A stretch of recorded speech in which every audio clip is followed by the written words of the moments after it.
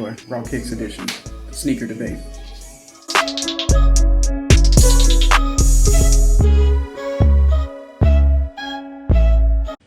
Welcome to Qualified the Podcast. I'm your host, Hassan. This is the Sneakerhead Edition, Part 2.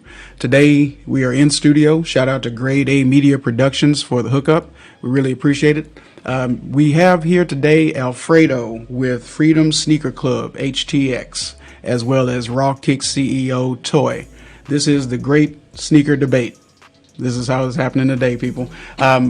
Few housekeeping rules before we start. Please like and subscribe on YouTube. Also, please keep in mind we are on all streaming platforms now. Anything that's popular, go ahead and search QLAFD, Qualified the Podcast. You should be able to find us there. Visuals on YouTube. All right, let's do this. Alfredo, Toye, how you doing? I'm feeling good, man. Doing good. Doing good. Happy to be here. If you can see this, and we'll clip it in later, we got a lot of heat on the table. I don't know how much money is on the table right now. Like this feels like some, if you can take the shoes and turn it into money, this is like some just real gangster looking stuff. But you got Travis Scott's Kamikaze 2s, Yeezys, Unions, prom nights, the Jordan 11s. You got some custom Nipseys, White Men Can't Jump, J. Cole, and then you got Jordan threes, and then the UNC threes, but then you also got the 12s. Mm-hmm. Man, playoff 12s. Yeah. Wait for them to come back out for real. See, and in full disclosure, those that know me know this, but those that don't, you'll figure it out. I'm not a Jordan person, and I broke Alfredo's heart when I said that. But no, it really did hurt a little bit. A piece of my soul fell to my foot. Like how? How is that possible? Not none. Yeah. So and it's just in the consumer marketplace. What I'd rather. I wanted to wait until the podcast. We spoke off mic. I wanted to wait until the podcast so I can kind of justify it. Okay. And there's no justification. I just don't buy them. Okay. And holler at me if you feel any way about it. But at the same time, what I choose not to do, in general, and this is kind of the way that I always have been, that if everyone's going left, I'm going right. Okay. That this is really it. So when everybody was buying Air Force Ones, I intentionally didn't, and I like them. But then I realized, well, the way my feet are, they're not very comfortable for me. So it's really not an all-day shoe for me.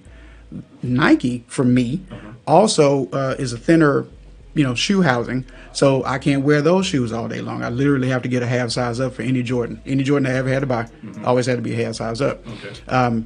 I did stop buying them sometime around high school, right? Where the cultural influence, because again, this is a culture show, right? So, but the cultural influence of Jordan, especially in this city.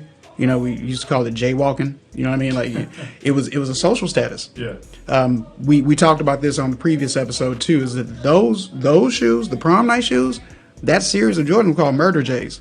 Yeah. Like that's just how this was. You had to have some level of political influence or power or juice to even really, when they first came out. Not these re-releases. Right. When they first came out, your life might have been in danger to actually have those shoes, right? Didn't turn me on. It didn't make me want to buy them more, that I might get killed for them. Right. So for me, it wasn't. It didn't propel me in that direction. But I think the Nipsey Hussle series, those are 6s. Those might have been the last in the originals. Those might have been the last Jordans that I bought. Really? Yeah. 6s. It's all right. I'm getting his son together though. Yeah. We got his son some ones. Yeah. Sydney squared away. Yeah. Yeah, he'll influence dad. You know what I mean? So that was my justification of the Jordan thing. But let's do some history. Okay. Tell us about you. Okay.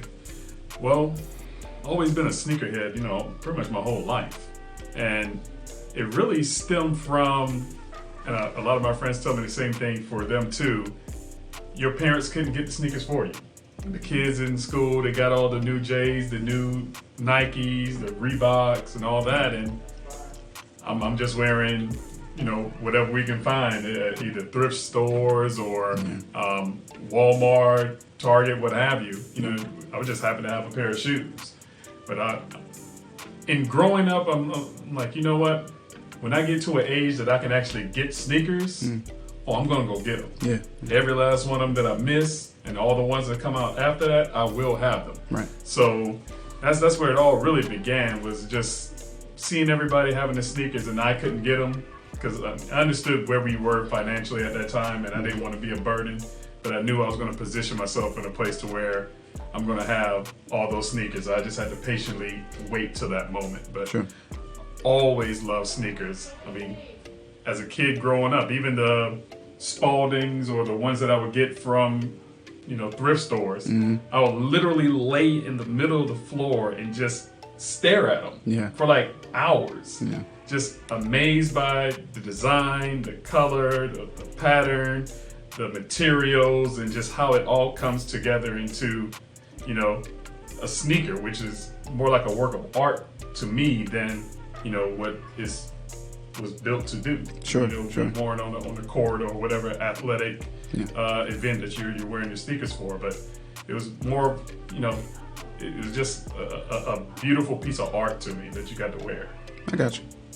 I respect that. I mean, I think we kind of all feel that way. I mean, that tends to separate a sneakerhead from, I'm going to say it, a hype beast, right? Like, because somebody might have a little bit more financial edge on this early. They're just going to buy it because, all right, look, shoe culture, black culture, sneaker culture, it generally drives pop culture. This is pop culture now, right? So if you have shoes and Travis Scott's, for instance, if you have the Travis Scott's, most people aren't buying Travis Scott's because they want a better jump shot, right? Almost everyone who's buying Travis Scott's is buying them because it's a Travis Scott, it's a Jordan, yes, but it's a T. Scott Jordan. So that's a bit of culture, hip hop, that's actually driving, and they cost so much that it's not about function. It's all about fashion statements at that point, right? I got on Scottie Pippen's right now. I can't play basketball worth a damn. I'm just telling you that right now. So you're gonna get fouled. I'm the king of the hacks. Yeah. So for me, this is all about what matched my shirt. Right. Like that. That's the point. But I agree with you. Yeah. I agree with you on that. I respect that though. That's a love story. Exactly. About it, right? Exactly. Cool. Well, Toye, bring us up to speed about you. Tell the people about you. I mean, I'm kind of the opposite. I did grow up getting a pair of Jordans and stuff like that. My stepdad came home with them, a pair for him. He came home with some for me. But as far as my love for them now and like just keeping them clean and looking like the way they barely been worn, that definitely wasn't going on back then.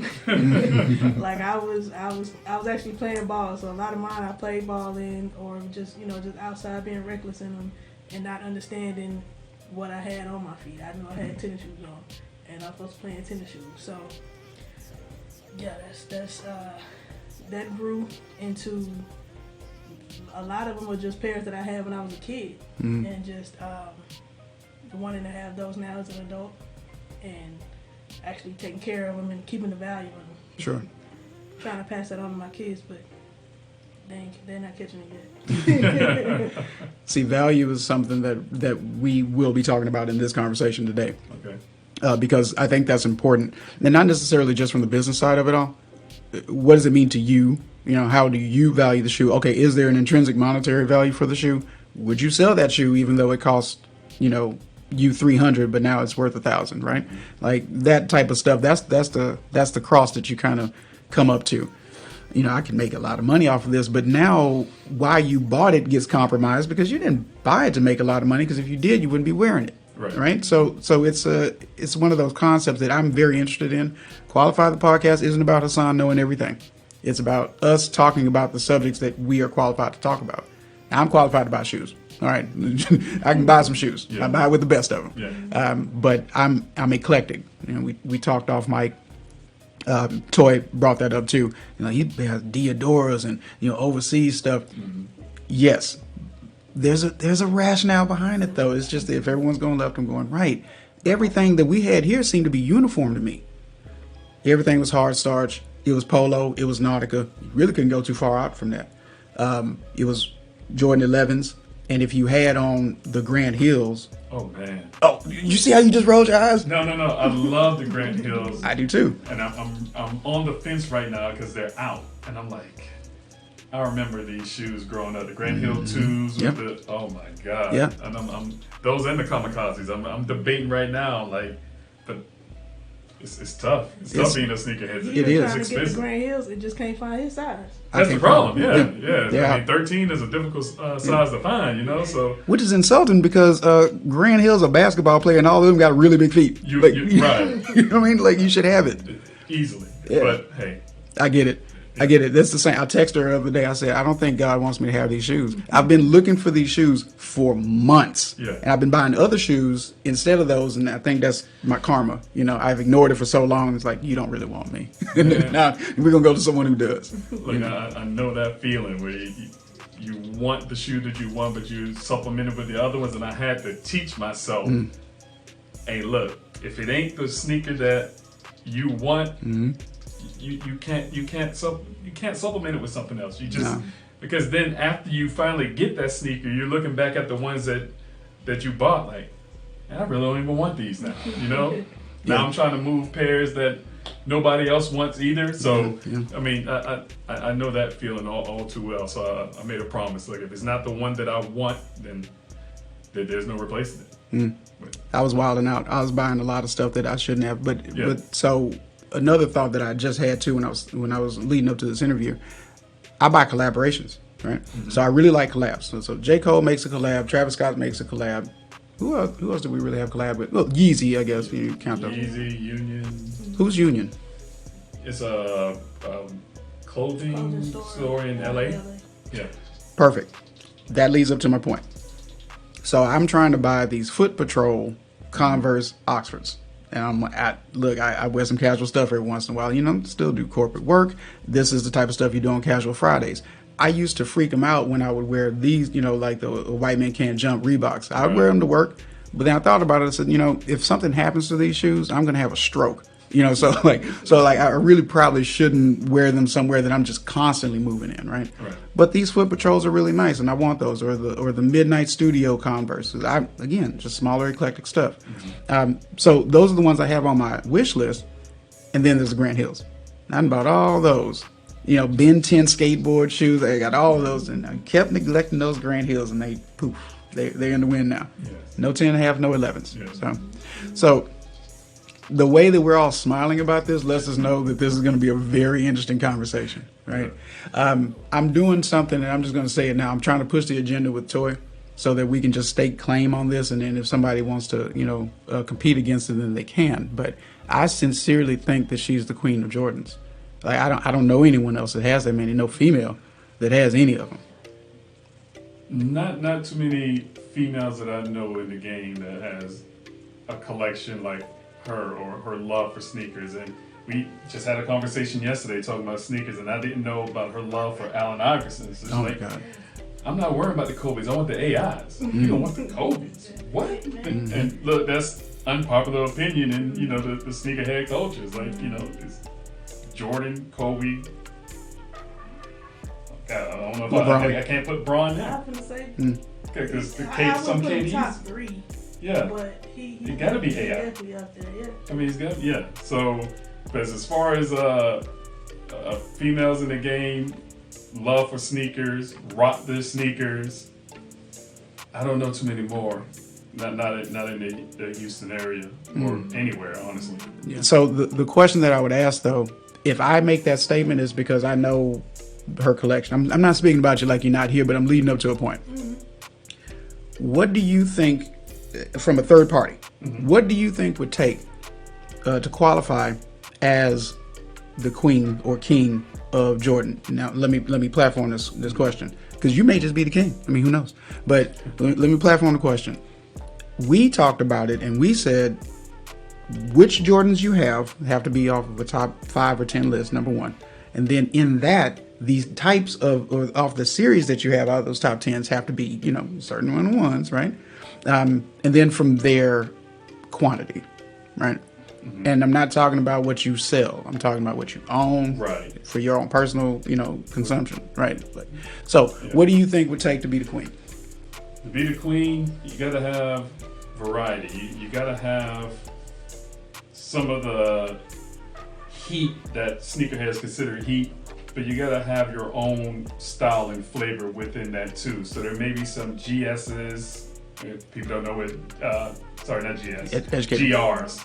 Yeah, general releases. There may be some GRs out there that some people don't like, but if it, you know, fits your character and your personality, and it's something that you like, and you rock what you like, I mean, it's fine.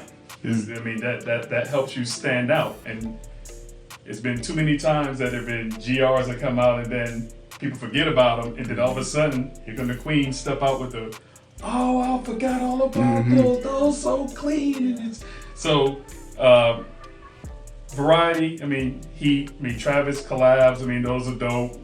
Just regular GR general releases are cool. And then a little bit of variety. Having lows, and I'm not really a mid fan, but if the mids work, mids, highs, different colorways. This flavor, collaboration, definitely key to holding that crown. And then quality and quantity counts. Okay. So you gotta have both. Okay. So if you can check off those boxes, I'd be happy to give you the crown for sure. But I know you got a crazy collection though. Yeah. So but you know what? We actually working on something that's going to involve a nice trophy, kind of like tournament style. And it's not just just for females. It's just for sneakerheads in general. Like it is gonna be like a tournament style to where we kind of putting it up to the people to vote. Who has, say, out of 10 shoes, who has the highest collection. And I want in. We get to keep that crown 2 or 3 weeks before we do it again. So it's just like it's a platform that we are gonna move forward with. Because I know, even though I do have a lot of shoes, I know I'm not the only one. So I want to give people the opportunity to show theirs. And you might have more heat than me. That's fine, but as I said, we're gonna leave that up to the people and let them pick. And get you a little prize, and then keep it moving that way. Give everybody a platform to show their collection off. The thing about sneakerheads, we love to see other people's collections. We love to see sneakers ones that are nostalgic, that take you back to your childhood, ones that you can't get in your collection, ones that you just missed or want. We just enjoy seeing sneakers. So, the sneaker battles like that, I'll sit at home and watch those for hours just to see, all right, man, he brought this heat out. Yeah. Okay, what is he going to come back with? So I'm also sitting there playing along, like I'm watching it on YouTube and I'm looking at my collection like, okay, if this dude would have brought this sneaker out on me, what would I have brought out? Done? And then I'm looking like, why'd you bring that? So it's just something about, we love sneakers so much that any way that we can consume and see it, we're all for it. So yeah, sign me up for that battle. I want in. I want in. Yeah, it's going to be a thing. It's going to be a thing, and it'll be something very soon. I'll bring in a caveat to that too, just based on the things that I watch. I watch YouTube a lot, and we look at the sneaker battles, right? Yeah.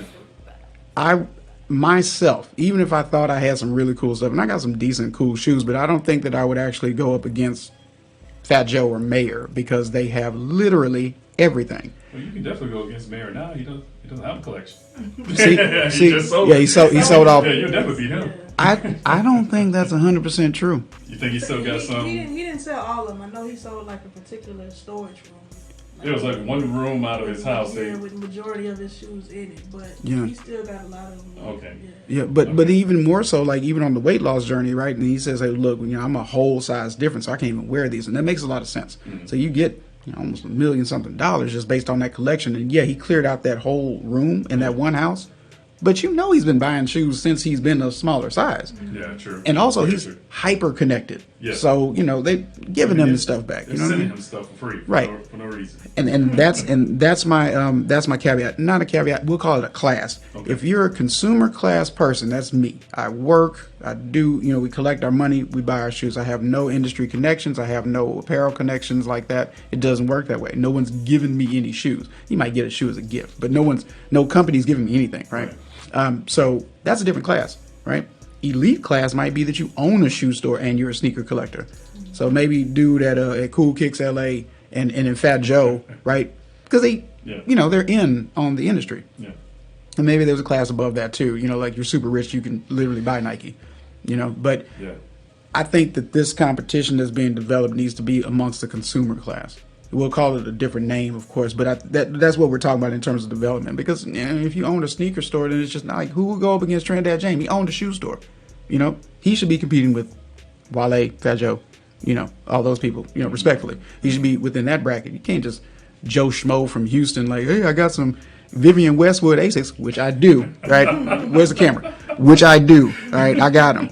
But at the same time, who cares? By their measures, like, yeah, I got like 6 of those back here. You know what I mean? Right. So that's what I'm thinking. Like, but further development will come from that. Yeah, and it's going to actually be people who actually wear their shoes, not just got them stored up.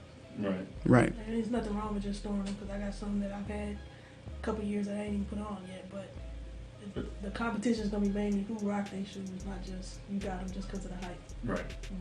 You said it. You said the H word. Now we're going there. Next segment, hype versus sneakerhead. Okay, are you a sneakerhead or you a hype beast?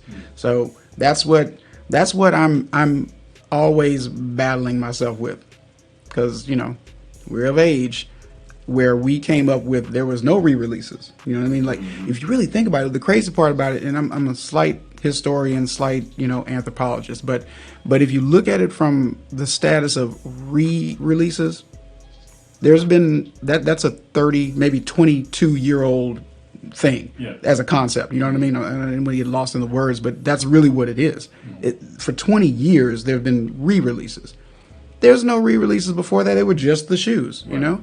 Scottie Pippins are based on the LA Gear platform because there was no licensing agreement, and LA Gear took it, and they made those. But if you had the Pippins, you couldn't wear the LA Gears anymore because culture drove, acceptance to it, right? But if you had the Pippins, you also weren't cool enough because you didn't have the Jordan 11s. Right. These are just the other patent leathers. You know what I mean? So, I'm still wearing them. I don't care what you say. And so, wear what you like. Man. Wear what you like, man. Yeah. So let's talk about that. Okay. Hype, by your definition, versus sneakerhead. Which is which? Hype is pretty much they only going after the highest selling, the more popular type of shoes. They only wear Travis Scott's. They only rock Supreme. They only do collabs. Where the shoes that Mike actually wore, they really don't care about. Which is, I don't see how that's possible. I mean, if anything, the most hype Jordans should be the ones he actually played on the court with, I agree. So when you come out with these collabs with other people and that's all you want to rock, then okay, you're only there because of the hype. Sure. I think sneakerheads are, I guess, by natures almost historians of sneakers. They know what Mike wore. They want all the OG colorways and things like that first before they go after the more hyped shoes. Different colorways that don't have a artist attached to it, that may not be as popular. They still go with those. They still rock it because they like it. But it all starts with what was worn on court by Mike. So me as a sneakerhead, when they come out with some of these shoes and colorways, it's like, what is they just dropped the Jordan 1 where you could unzip it from a high and then you unzip the top and you make it a low. Yeah. Mikey never wore that. Right. I want no part of it. That sounds horrible. That sounds crazy. But see, you gotta look at it too. We all three of us are 35 plus. Yeah. So we were there to see Mike play in them. Okay. A lot of these younger ones, we call them hype beasts for the simple fact that, like you say, they don't care about if he ever played in them or whatever, but they weren't there to actually see it and understand why we love the shoe. Right. So they're going off of the hype that we generate, but we generate the hype for a different reason than they are. So it's like, we want it because, yeah, he played in them. We had them when we were little. Yeah. But they want it just because it's the hype thing right now. You probably see other family members wearing it too, and that's all their hype or all their knowledge about the sneaker. Man, my uncle used to wear this, or my uncle this, or auntie that, and they haven't experienced it for themselves. So some of that is, I don't know, inherited through family members, but I don't know. But I guess we were fortunate enough to be in an era to not only see some of the original like sneaker guys, because everybody's talking about Mike this, and that. I mean, you must have forgot Bird and Magic had the Converse, and that was the shoe. Yep. If you had on Nikes, you would clown them because they're not. I forgot the actual. I mean, but it was that was the shoe. And then Mike came in and just took it to greater heights. But I guess we were blessed enough to not only see the Bird, the Magic, AI, Jordan, AI, Kobe, Ron, and now some of the newer players that are out now. So blessed is an understatement for sure. But when it comes to these sneakers, man, I make shoe contact before I make eye contact. Oh man, I just said this yesterday. I said I judge people by their shoes when I meet them, like especially in business. I'm just, nah, we're not gonna have this conversation the right way. Right. I think most sneakerheads do that. Though. They'll look at you and give you that little nod of approval, like, okay, I see you. You know, it's a sneakerhead thing. To know the basketball player and the stats of the basketball player is one thing, and that gives you historical reference. To understand how that shoe made you feel at the time, I don't think you can get that with a re-release. I think the person understood when it was released, and then they see the re-release, they said, I'm buying that because I couldn't have it, or I'm buying that because I did have it and I ruined it, right? Whereas someone else is going to take your size because they're like, oh, well, you know, this is what I saw rapper X wearing in the video, right? Well, his stylist bought that for him, right? As opposed to, perfect example, I bought the Jason Kidds, right? So there's the 96 Air Flight. Oh my God, with the Easter egg on the side. So I remember those. 96s. Yes. Why I bought them is because I could not afford them in 96. I just got to have them. I couldn't get the what's the ones, the glove? Oh man. Can't get them. Can't find my size. I need an 11. The Gary Payton. I had. I can talk. I used to love that shit. But look, the zipper when I had them, right? I had the gray leather with the black swoosh on it, right? I'm a kid, right? Yeah. So I had the gray leather with the black swoosh, and I ran that zipper up and down so much that the zipper got stuck and it broke off on one. I said, man, when releases started to come back, I said, buying those so it can get my size. Yeah. I'm right there with you. I'll be in line with you, trust me. Yeah. There was a Carolina blue one that, I can see it right now. I'm like, if they drop that shoe, I'm gone. Yeah. But so you're right. So what it makes you feel like, relevance of the basketball player, I would kill for some Akeem Olajuwon ones. The Etonics, like the high top Etonics, love to have them, right? The ones you were referring to are the Converse weapons, by the way. Yes, the weapons. The weapons. So absolutely, totally want those. I want the John Varvatos weapons though. So like now you got a fashion stylist that collaborates with Converse that was, sponsoring the basketball team. I got one pair of John Varvatos Converse, but they have those from Entourage, the show. Yes, where he kicked his feet up and you see the glass bottom Converse. Got those. Had to get them. Had to get those. Oh yeah, okay. Had to get those. And then I went on that Comedy Girl song kick where she just made me get my high tops too because I had the low tops at first. But see that's my nature of collecting. It's an eclectic nature of that where if you wear them, they look like low top Chucks, which everybody and their grandmother has, but not when I cross my legs and have a conversation. They're like, whoa, what's on the bottom of these? Right. It's a smoked glass bottom with the Converse all the way through. That's John Varvatos. It's a brilliant design, but I respect the same thing you just said. It's about the design of the sneaker. It's about the feeling of that sneaker, That's a solid statement, though. And you're right, Toy. With, 35 on up, we know something about that Jordan 1 platform that I remember the first kid that had them. I remember I was in elementary school when he came with. I said, "What is that?" Because it's not a Nike Dunk. Because the Nike Dunks were just white, right? White with a black check. He had those and he had the wings on the side of it. I said, "Oh, that's gonna change everything." I was like 6 years old. No, I was like 5 years old or something. So that's gonna change everything. And here we are from here. As you two are in business, right? You're a seller.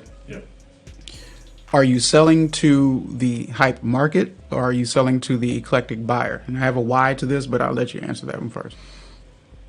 Both, honestly. Okay. Being a sneakerhead first, reseller second, I love them all. I love all the sneakers. So if it's Hypebeast that's just looking for collabs, okay, I got you. If it's just the eclectic person that just wanted some Air Maxes or a general release Jordan, okay, I can help you out with that too. But I know the feeling that I get when I get a pair of sneakers that I actually want, and I want to share that feeling, or I want other people to experience that same feeling that I have when I get that pair. Like, okay, I got it finally, Right. And I want I mean, it's a joy that comes with it. That's true. It is. That's like seeing Gotham on Nike. Because that's the hardest thing to catch right now. Man, you ain't never lying. You got some that hit consistently, then you got some you might hit once a year.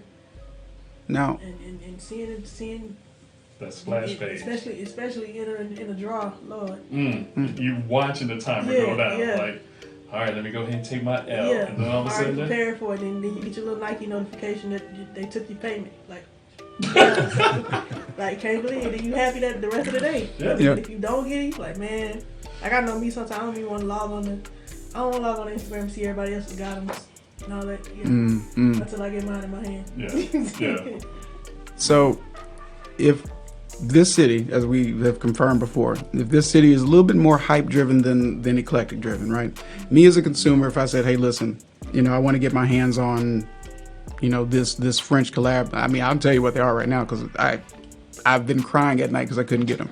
But Le Coq Sportif is a French tennis shoe. Star Cow is the one that I really, really want. Like they have a Le Coq Sportif French shoe, but it's a premium, so it's all leather. But Star Cow has got like the calf leather hair on the back of it.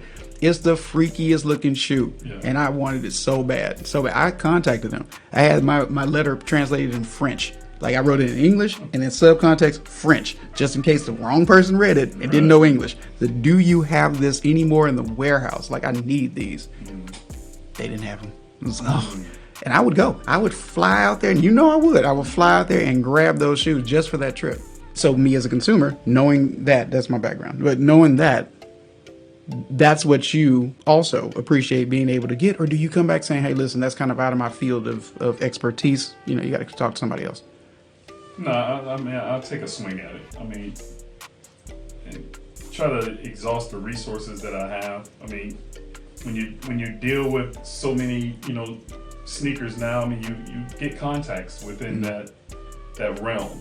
So maybe somebody knows someone else that knows someone else that can help you get, one step closer to that sneaker.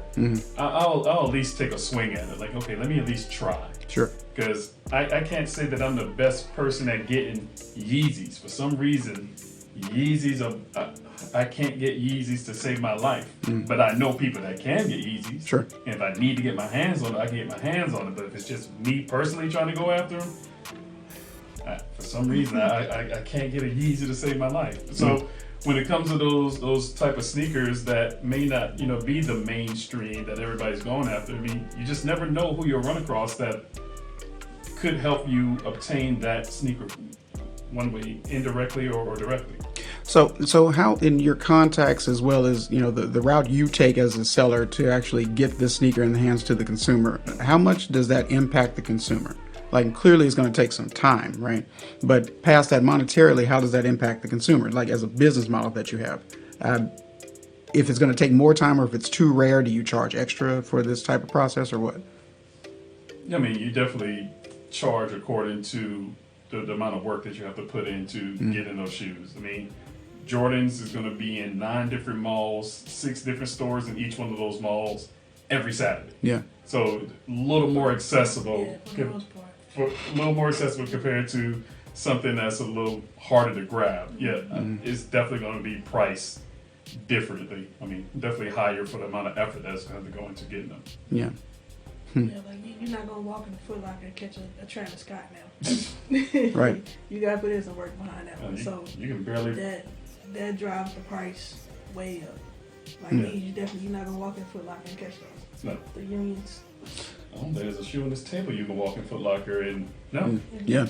I'm proud about those two that I brought. Like as far as general release or people just not wanting to pay the high end or not understanding why some stuff is higher than others, that is why. Then you got to put in some work to get to those.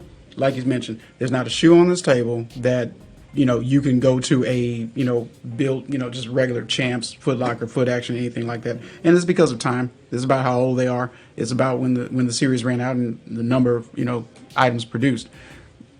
I purchased them, and I'm getting the feeling that you did too, right? Like J. Cole's Dream. That platform, by the way, I can't make myself want them. I'm trying. I've seen them on like maybe 3 different, podcasts or videos and stuff. I just can't do it. And I like it because I like Puma and I don't have enough of them. Right. And I'm also trying to like buy a whole bunch of tracksuits because I just kind of relive my 80s dope boy fantasies. And so like just I got a mean Fila tracksuit, but oh my goodness, that's why you need the Grand Hills. Now you understand my problem. I get it. It's like even I was telling her this. Look, I got the low top Fila. I look very European, and I mean it looks good there. Yeah. Here you got to have a basketball shoe with it. It don't fall right. You know what I mean? Like the European look is different. So which Grand Hill is it? The 1, the 2, the 3? Grand Hill 2. The 2. Okay. Grand Hill 2. Okay, so that's And only with the blue patent leather. I'm sorry. I don't even want the black ones. No, I just want the blue ones. Yeah. the black one is the one I would want.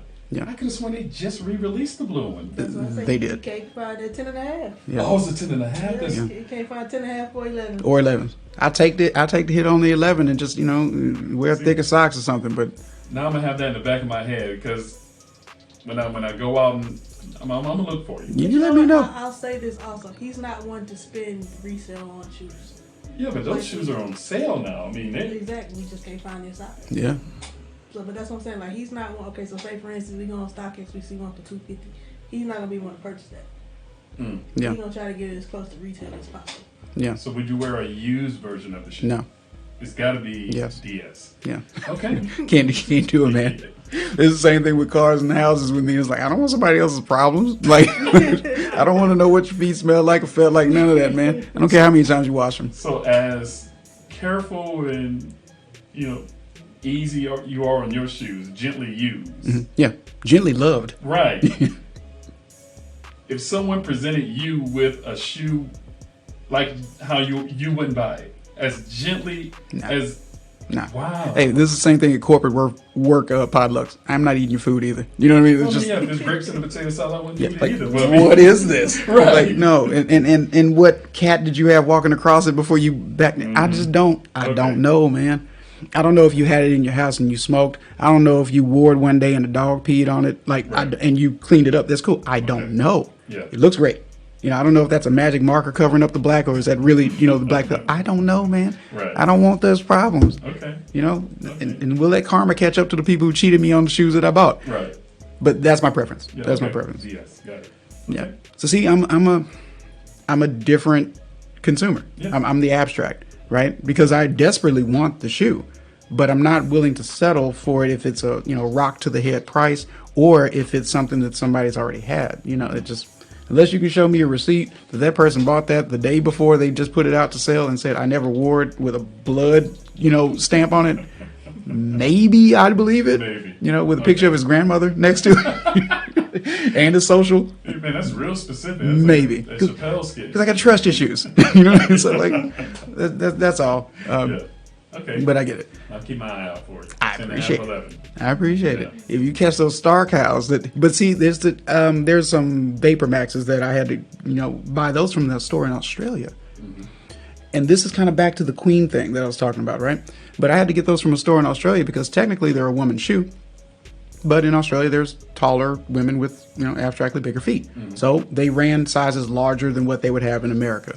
So found them, bought them. Send those things over, no problem with me because it's not like they're pink, even though anybody can wear any shoe now, right? Exactly. But they came out as a woman's release. Mm-hmm. Back to that point, she might be able to categorize better. Like you can do a general competition for this thing, but the orange and the patent leather white, but with the orange sole, low top 11s, that's a girl shoe.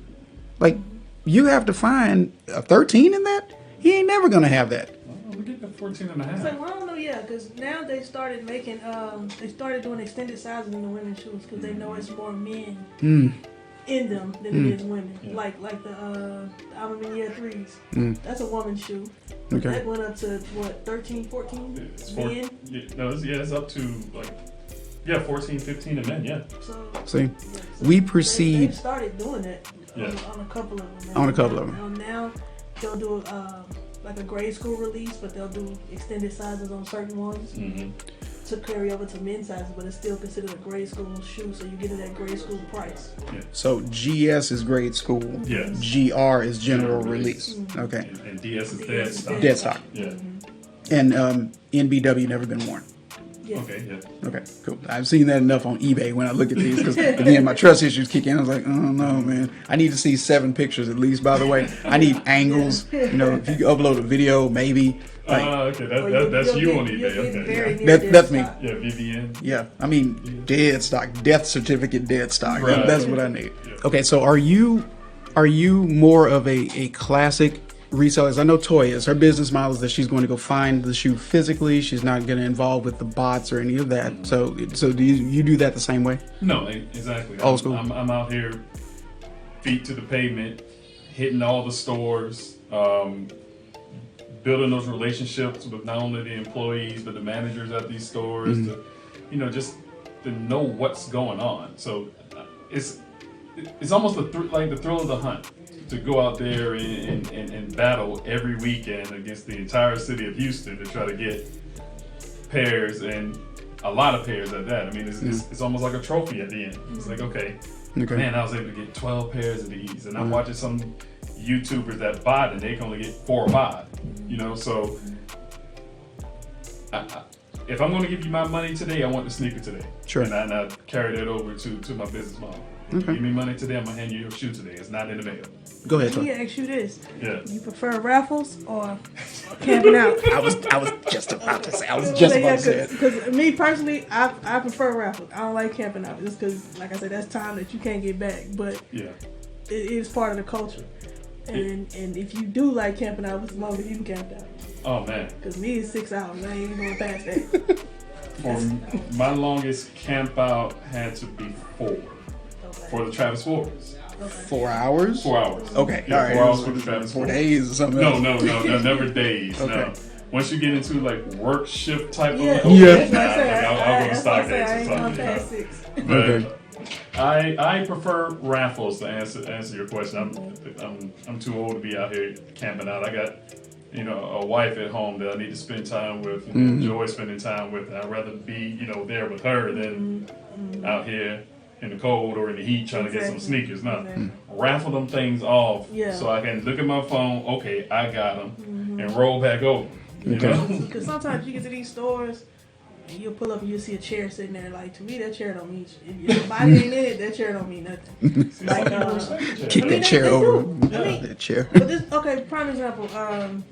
When the skeleton Air Force Ones came out, the black pair, they had them at City Gear. City Gear opened at 8. We got there at like 6:30, and it was only one chair there. So of course, we lined up behind it. But this dude came like right when the store opened, talking about that was his chair. So why you wasn't out here with the rest of them? Like, that's the dude in the front of the line had a problem. He was like, gave him all his help, and he was like, well, wait, what size you getting? It was like an 8. He said, oh, okay, I'm going after something else. You know what I'm saying? It's like, you expected the chair then. But Sure. It's like, at the same time, he was like, man, we've been standing out here and it was raining. Like, we've been standing out here in the rain and you just pulled back up. Like, so he was pissed off about it. But once he found out that he wasn't going after his size, he was cool. It's like, Cool. fine. So it was like, sometimes the chair, it help you, and then sometimes it don't. The sad thing is, I ride around in my car with 2 chairs at all times. So it's just a line up. Just in case it's one of those scenarios. I got 2 chairs on deck at all times. I have never heard this. Really, I got like 12 of these chairs at home. So if it's one of these deals where they steal it, I am okay. Yeah. Boy, it's more where that came from. Believe that. I got 2 chairs at all time in my car. That is, you said that in the most gangsterous way possible. You know what I mean? It was like, I've got 2 on me. Like, 2 what? 2 folding chairs? Get out of here. At all times. At all times. At all times. That's hilarious. So here's what I just realized when you said it.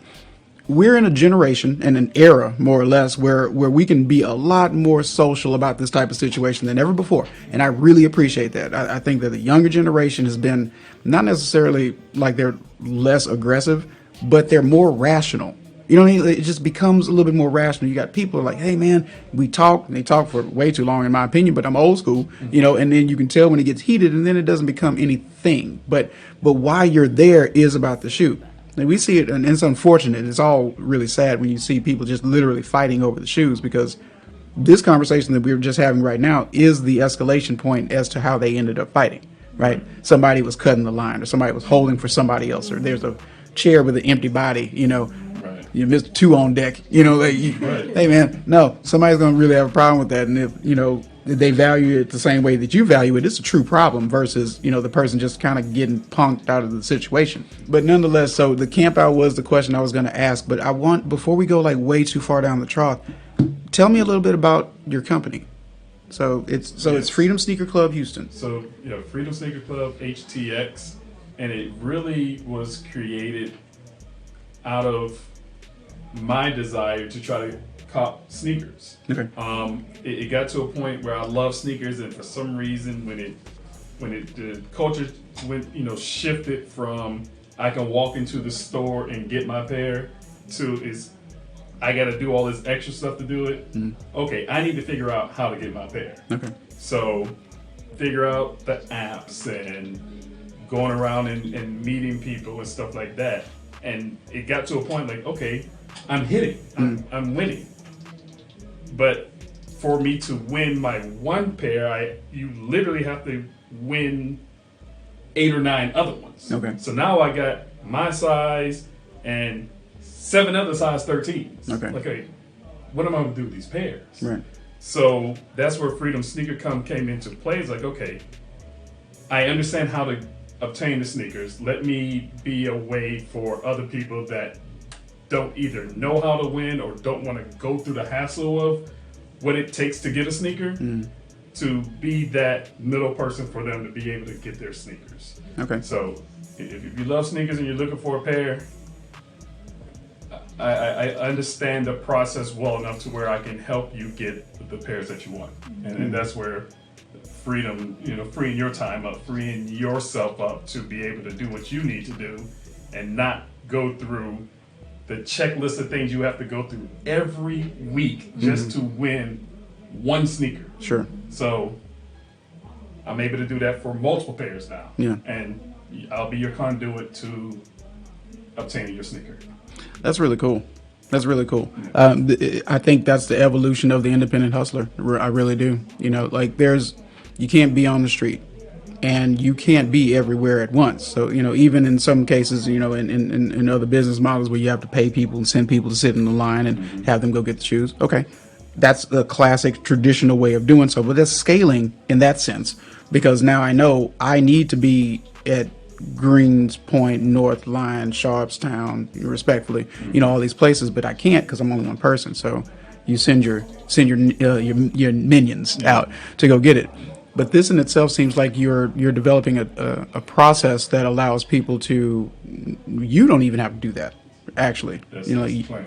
Okay. That's the plan. I mean, it's more about the process. It's something that I can replicate, and that's why it's Freedom Sneaker Club HTX. And there will be a DTX,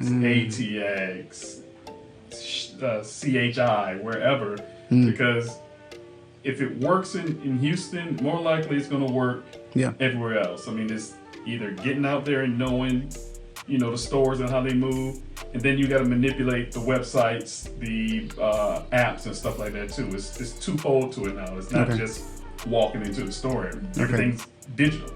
Right. So, you're in the with other resellers and being able to utilize what they have. Yeah. I'm sorry to interrupt. Yeah. No, So, you are you're in the stages of finalizing this, and it's getting off the ground, or is it already off the ground? This is off the ground. HTX is off the ground, and I'm pretty much out of proof of concept at this point. It's going. This is moving. This is a real thing now. Okay. It's just trying to replicate it in other places is where the challenge is. And it's funny, I have people who hit me on Instagram all the time, like, hey, how are you hitting so many pairs of sneakers? I'm in such and such Minnesota and I can't hit a sneaker to save my life. Well, you gotta remember, I live in Houston. We got 9 malls, 10 malls. If you really hit the outskirts, I mean, there's double-digit malls with 2 or 3 stores in it, all selling the shoe. Yeah. My chances of hitting is a lot better than yours. So 9 times greater, actually. yeah, I mean, it's huge. So I'm shipping shoes out to Minnesota. I got people back in the Carolinas where I'm from. I mean, back in Columbia, South Carolina, there's 2 malls. Yeah. And one of them barely function as a mall. It's Right. more like a shopping center. Yeah. So they're not. I mean, they'll have to go to Charlotte or Atlanta to try to get their sneakers, Right. and that's difficult. Yeah, I get it. So I mean, it's a blessing to be in a big city. Yeah. I get a lot of mine online when I sell on eBay. A lot of mine go to Oregon. Really, I get a lot in Oregon Connecticut. and overseas. Yeah. Like I ship to Germany a Yeah. lot, and it's one of the little spots that I was shipping to for the longest. But I had a customer out of LA. He was buying in bulk from me, and it was mainly ones. But he was buying in bulk from me and then sending them back overseas, sending them to China and Hong Kong, Yeah. sending them back over there with the small, because he was getting small sizes. Yeah. So like what we call the money size. He getting Yeah. 8 through 9, 9.5. Yeah. Right. He sending them back overseas. So it was like, yeah, it depends, because the market isn't it. Like I think we don't realize that the market is a 9 mall deep everywhere. Right. Yeah. So we have a greater chance of getting them, but it's like these smaller cities like Birmingham and stuff like that. They got one popping mall. Right. You're not gonna be able to serve everybody there. Exactly. Right. So I mean, like I don't think we appreciate the fact that we got so many malls. No, Yeah. it's a blessing for sure. That makes sense. But at the same time, saying that, like I said, that includes price too, because you literally got to drop all over Houston. Yeah, Houston ain't It little. ain't small, so that's why I say sometimes that $50 or what these customers be wanting to pay for this shoe, it don't cut, it don't fly. So I lived overseas, and I was in Hong Kong, and the main issue that I had in Hong Kong is that, and there's a region like they talk about Japan, and that's the Harajuku region where they end up having this very eclectic style, and the shoes, represent that too. But in Hong Kong, it's called Mongkok. So Mongkok is the style, really bright shoes, hyper orange and all these other things, right? Never anything bigger than a 9.5. Like, you be in heaven over there. I'm in purgatory at best, and so I wanted these Adidas, and there's some AD Zeros, and they're really like tennis sport shoes, but they're fantastic, and they're very orange, like real orange, like street cone orange. Yeah. That's it. You got to get those. Very sorry, only 9.5, but we can order them for you. I waited 3 months. I mean, I'm out there for 2 seasons, so like I waited 3 months to get those shoes in the right size, and that's really the nature of the business. You can never really find anything super cool, because they'll stop at effectively our women's sizes at the max size is what they would have had for anybody, right? So I remember that when you were talking about it, and yeah, small towns don't have big selections. Minneapolis, everywhere I go, I'm looking for a shoe store, like just for the sake of traveling, just to see what they got. Minneapolis had nothing, but fashion isn't high out there either. That huge mall that you got out there, Mall of America. All those stores. And that's Style wise, nothing. Wow. Nothing. Believe me, I hit the trail on that place. I'm in the stores, because now, again, listen to who you're talking to. I'm buying French low tops. You know what I'm saying? Like, they're not going to have anything that I would say like, ooh, I got to have this. They had, at the time, whatever would have been cool, minus the Travis Scotts and collabs, they wouldn't have those. But you get some decent 270s and maybe some 720s. But the thing about that, though, is that the colors aren't any different than what I would have seen when I left Houston. And even my 720s, can't find those anymore, right? The 270s of mine, definitely can't have those 270s. Like, they are not that. And did Travis just make a 270? Air Max. No, yeah, he did. Yeah. Yeah. So, and that, respectfully, that's going to be something that most people would try to buy. Like, I'm going to the other side of the line to try to get in this quick because I'm not even looking for that. There's a line outside JD Sports, and I'm praying this is not for Grand Hill. It's early, too. the mall isn't open. Like, what's going on? Why is there a line? Jordan release day. Yeah, but it was a Jordan release. Yeah, but he not a sneakerhead, so he don't know that. He's just there. He's trying to go in the store. Yeah. Just so happened to get there before 11. Yeah, I'm the one idiot in line not for this. Like, everyone's talking about the raffles, and I'm like, I have no idea. I got Starbucks in my hand. Like, I have no idea what you're talking with my old ass. Like, I have no idea what you're talking about. Like, well, what size you want? In the Grand Hill 2s? Nah, like, I'm lost because A, I'm not awake, and then B, I'm not here for that. So then when the store opens up, the guy comes out, young guy. Hey, we only got room for 20 people at a time. Everyone's like, oh man. Hey, is this about Grand Hill or about Jordan? I wish I was filming it. He's like, no, man, not Grand Hill. I was like, let me in real quick. Let me bypass these 65 people. You could have cut that whole line. I did. I mean, I walked right in. Like, I'm here for the Grand Hills. Yeah, I walked right in. They actually opened up the other door for me because there was too many people in the other one. They said, "No, man, come on in."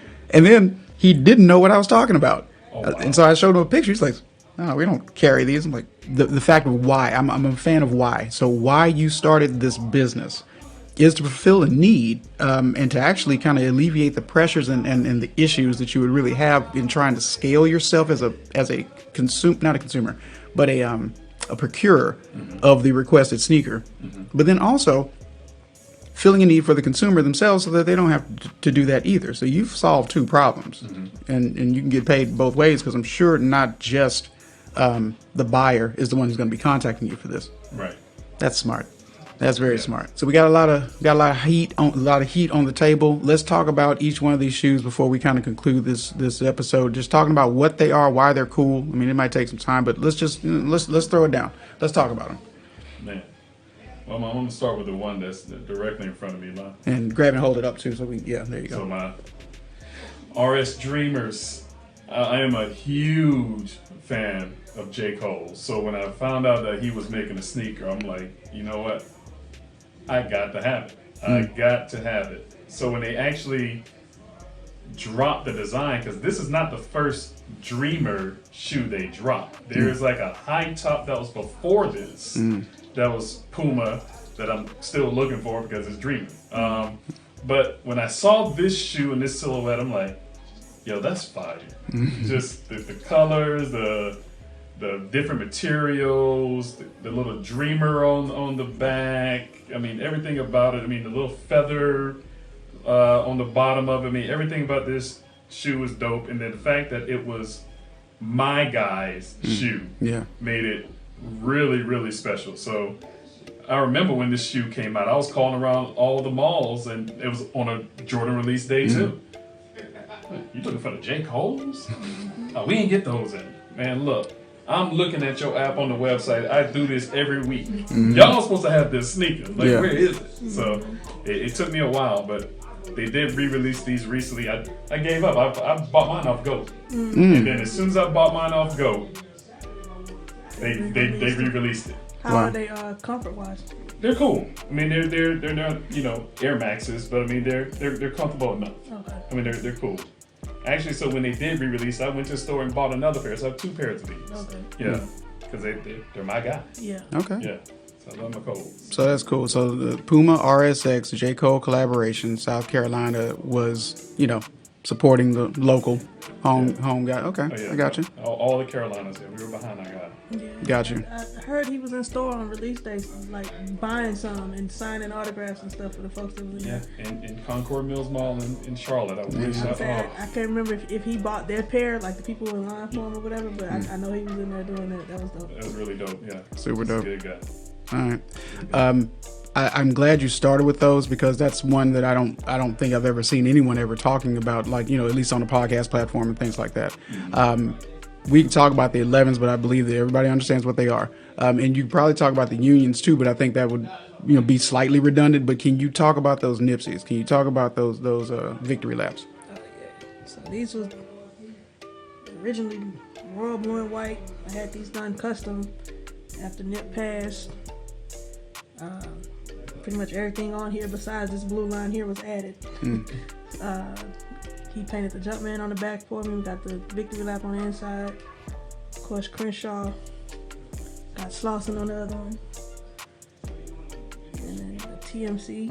The Nipsey Hussle. So yeah, I only pulled these out on his birthday actually to match the raw kick shirt. Solid. So you actually put those on feet on his birthday? Yeah. Okay, that's good. I was gonna wear them on the day he passed, but I was in the house that day and had nowhere to go. No, take that back. It was raining, so I was like, nah, we can't pull these out. Yeah, you can't do that. No, not in the rain. Yeah. Last year on his birthday, I did rock those.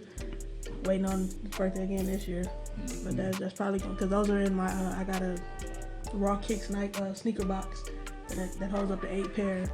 That is one that's in them, and my 12's another one. Okay. And then I got there's some Air Max in there, but bottom part it ain't full yet because I'm still going through what I want to have in there. Can you do a quick rundown on the playoff 12s? This is the pair that I talked about on the first episode. There you go. That I was out in line in after getting 3 wisdom teeth pulled. Literally the day before. And I was at Active and was like the third person from the line when they came out there and told them that they were sold out. So I had to get these from my boy Vic out in ATL. Still hadn't been worn, ain't even been put on, everything's still on the inside. Yeah, so had to go and pay the extra for them. And I actually got them a year after they dropped because he had an extra pair. He bought 2 when they came out. So as I say, this is when they switched from dropping at midnight to dropping at 7 in the morning. So I still had a chance because I thought I had lost out on them. But I woke up and found out they hadn't released yet. Man, I was off. I flew to my brother's house to try to get on the computer. And once we called Active and found out Active wasn't open yet. They had a line outside. I tried to get up there. I was standing in line, mouth all wrapped up and everything. But got up there to the door, third person from the door, and they sold out. So, but yeah, this is my all-time favorite here. So I'm nice. waiting on these to re-release. They dropped the low-top version. I wear my low tops, but I'm waiting on this high top to release so I can go and wear these everywhere. Okay. I'll take the black tops. Can you hand those to me so we can put those on camera? Yeah. I will run down why these are special. So the black you know you don't have to pass them to me. So the Reebok black top, that's White Men Can't Jump is the playoff section where they're at the tournament at the end where they have the black top on it, and yes, the pump still works. And that wasn't really even a popular shoe in it because they re-released them, right? Or, excuse me, they released the shoes from the movie. You had the Jordan 6s that Wesley Snipes wore. You had the Billy Hoyles, which are the Nike Air Command, right? They're all hulled out, right? Can't find my size. Well, excuse me, I can find my size for about 500, but like, come on, we're not doing that. Right. So, yeah, the Billy Hoyles. Then you also had Kadeem Hardison. Excuse me, Kadeem Hardison was wearing the 6s. Wesley Snipes was wearing the Air Flight Lights. He was wearing a totally different shoe.